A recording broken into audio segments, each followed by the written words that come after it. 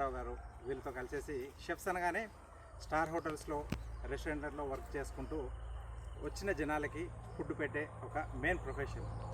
వాళ్ళకి వంటల గురించి కూడా నాలెడ్జ్ ఉంటే బాగుంటుందనే ఒక సదుద్దేశంతో క్యాటా group, chefs association of Telangana and Andhra, so ఈ గ్రూప్ అంతా మేము కూడా ఇక్కడ ఏలూరు దగ్గర ఉన్నటువంటి చింతలపూడి దగ్గర ఎండవల్లి గ్రామంలోకి వచ్చాము. సో ఇక్కడ వీళ్ళు మినిమం ల్యాండ్లో ఒక ఫ్యామిలీకి సంబంధించినటువంటి పంటని ఎలా పండించవచ్చు రోగాలు లేకుండా, అంటే న్యాచురల్ పద్ధతిలో. చాలామంది మాట్లాడుతుంటాం ఆర్గానిక్ అని, మనం వెళ్ళి కొనుక్కొచ్చుకుంటుంటాం. అలా కాకుండా ఉన్న చిన్న ల్యాండ్నే మనం దాన్ని ఎలా యూటిలైజ్ చేసుకొని మనకు ఉపయోగపడే విధంగా చేసుకొని, మనమే కాకుండా పండిన పంటని మన పక్క వాళ్ళకు కూడా ఇస్తూ ఆరోగ్యాన్ని ఎలా కాపాడుకోవాలనే ఒక థీమ్ మీద మేము ఇక్కడ రావడం జరిగింది.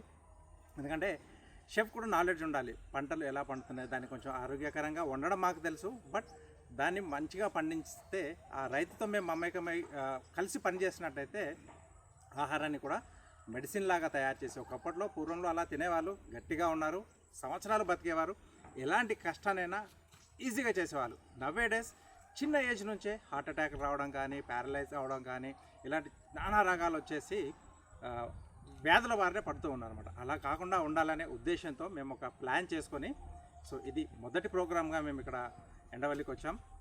సో ఇక్కడ వీళ్ళు వివరించే విధానం ఎలా ఉందంటే, ఈజీగా మేము కూడా దీనికోసం కృషి చేసి సమాజానికి మేము కూడా ఏదంతా కొంచెం హెల్ప్ చేయాలంటే, మామూలుగా జాబ్ చేస్తూ మా ప్రొఫెషన్లో మేము కొంచెం పేరు తెచ్చుకుంటూ, మేనేజ్మెంట్కి పేరు తెచ్చుకుంటూ అలాంటివి ఎక్కువ జరుగుతూ ఉన్నాయి. బట్ అంటే ఈ రోజు నుంచి ఏంటంటే మేము వీళ్ళతో రైతులతో మమేకమైకుంటూ ఆ పంట విధానాన్ని తెలుసుకొని దాన్ని ఇంకొంచెం ఎంత బెటర్గా చేయొచ్చు, తర్వాత పిల్లలకి కానీ ఈ నెక్స్ట్ జనరేషన్కి మనం ఫుడ్ని మంచిగా అందిస్తే భావితరాలు మనకు చాలా బాగుంటాయి. సో దానికోసం ఇక్కడ మాకు హెల్ప్ చేసేసినటువంటి గోపాలకృష్ణ గారు, అలాగే గౌతమ్ గారికి, అలాగే పుల్లారావు గారికి కూడా చాలా చాలా ధన్యవాదాలు తెలుపుతున్నాం.